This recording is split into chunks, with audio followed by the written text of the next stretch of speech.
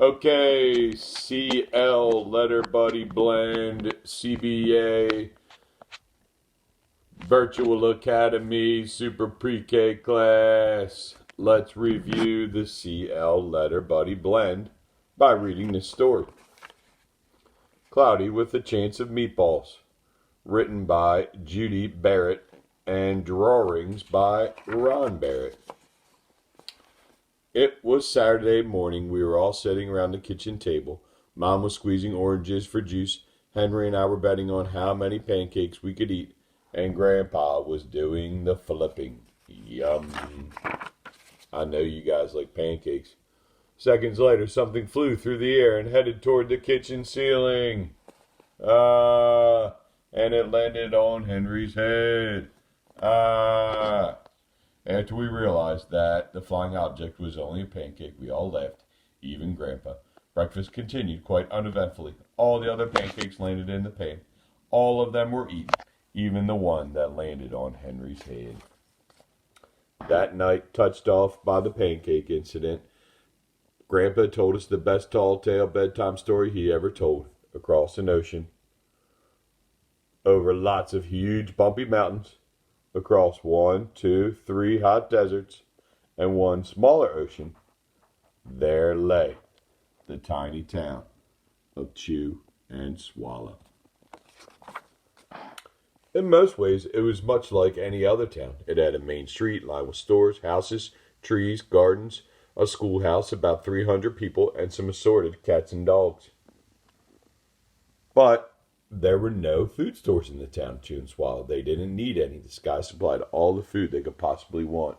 The only thing that was really different about Chew and Swallow was its weather. It came 3 times a day. Breakfast, lunch, and dinner. Everything that everyone ate came down from the sky. Whatever the weather served, that was what the people ate.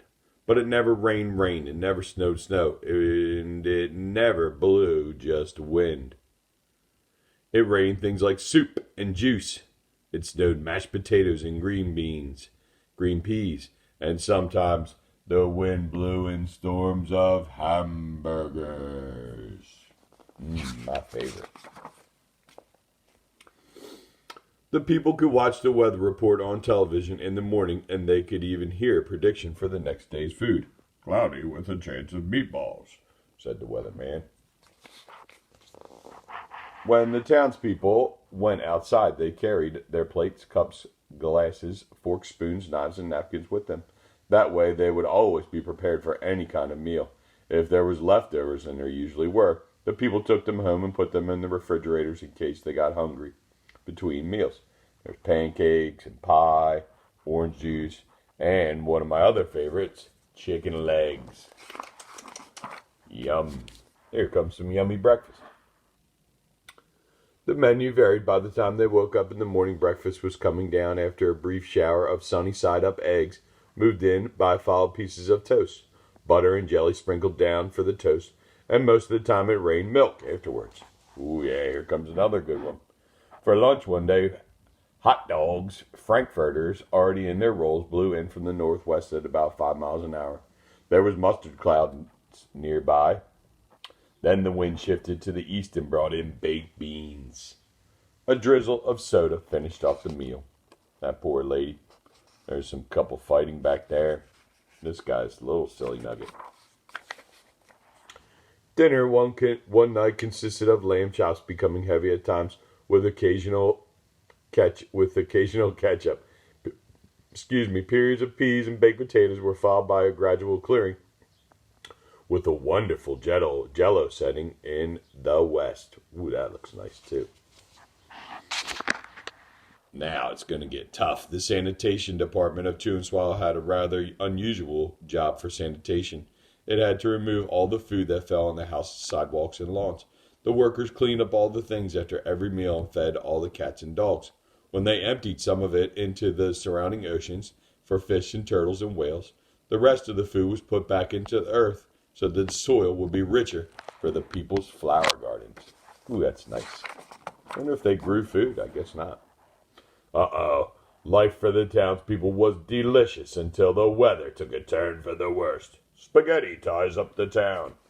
There was big, stinky gorgonzola cheese all day long. There was overcooked broccoli the next day.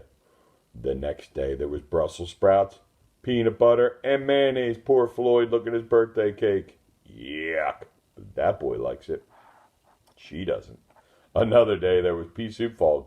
No one could see where they were going, and they could barely find the rest of the meal that got stuck in the fog. It's a real thick soup with ham. It's yummy. I know, I say everything's yummy. The food was getting larger and larger, and so were the portions. The people were getting frightened. Violent storms blew up everywhere. Awful things were happening.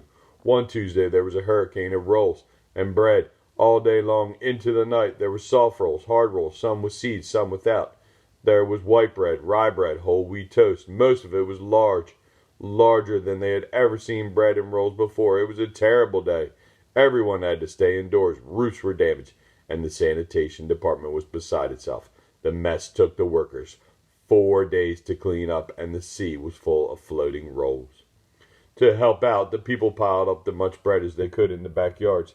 The birds picked at it a bit, but it just stayed there and got staler and staler and staler. Now this is nuts. There's a storm of pancakes one morning and a downpour of maple syrup that nearly flooded the town. Look at all that syrup. A large pancake covered the school. No one could get it off because of its weight, so they had to close the school. Yikes. Lunch one day brought in 15-inch drifts of cream cheese and jelly sandwiches. After everyone ate themselves sick, the day ended with a stomachache. There was an awful salt and pepper wind accompanied by an even worse tomato tornado. Everyone was sneezing themselves silly and running to avoid the tomatoes. The town was a mess. There were seeds and pulp everywhere. I always do that. The sanitation department gave the job. The job was too big. They gave up. Everyone feared for their lives. They couldn't go outside most of the time. Many houses had been badly damaged by giant meatballs. Stores were boarded up, and there was no school for the children. So a decision was made to abandon the town of Chew and Swallow. It was a matter of survival. Whew, look at these willy-nilly pictures. These poor people were in big trouble. The people glued together giant pieces of stale bread sandwich style with peanut butter. They took the absolute necessities with them and set sail on their rafts for a new land. After being afloat for a week, they finally reached a small coastal town which welcomed them. The bread had held up surprisingly well enough for them to build temporary houses for themselves out of it. The children began school again, and the adults all tried to find places for themselves in the new land. The biggest change they had to make was getting used to buying food at a supermarket. They found it odd that the food was kept on shelves, packaged in boxes, cans, and bottles. Meat that had to be cooked was kept in refrigerators. Nothing came down from the sky except rain. The clouds above their heads were not made of fried eggs. No one ever got hit by a hamburger again. And nobody dared to go back to Chew and Swallow to find out what had happened. They were too afraid. Henry and I were awake until the very end of Grandpa's story. I remember his kiss goodnight. The next morning we woke up to see snow falling outside. Yippee! We ran downstairs for breakfast and ate it a little faster so we could go sledding with Grandpa. It's funny, but even as we were sledding down the hill, we thought we saw a giant pat of butter. And maybe we could smell mashed potatoes. Big mound of mashed potatoes with some butter on it. Yeah. The end. All right, friends. Thanks for listening. Have a great day.